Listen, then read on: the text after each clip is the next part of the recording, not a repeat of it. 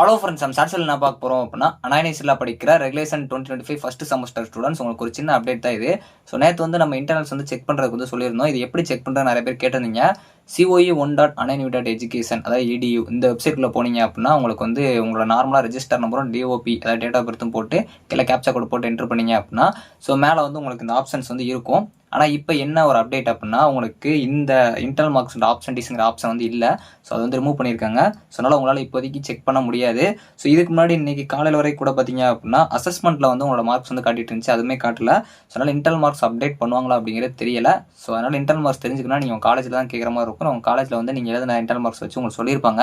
So அதனால் நீங்கள் internal marks வந்து இப்போதைக்கு செக் பண்ண முடியாது. அதாவது இப்போ நான் உங்களுக்கு ஷார்ட்ஸ் அப்லோட் பண்ணுற வரைக்கும் நீங்கள் போய் செக் பண்ணாலும் உங்களுக்கு அஃபிஷியலாக அந்த இடத்துல பார்த்தீங்க அப்படின்னா ஒரு ஆப்ஷனே இல்லாத மாதிரி இருக்கும். ஸோ அசஸ்மெண்ட்லேயுமே வந்து உங்களுக்கு நோ ரெக்கார்ட்ஸ் அப்படிங்கிற மாதிரி தான் வருது. ஸோ அதனால் பார்த்தீங்க அப்படின்னா இப்போதைக்கு உங்களால் செக் பண்ணிங்க அப்படின்னா இன்டர்னல்ஸ் பார்க்க முடியாது.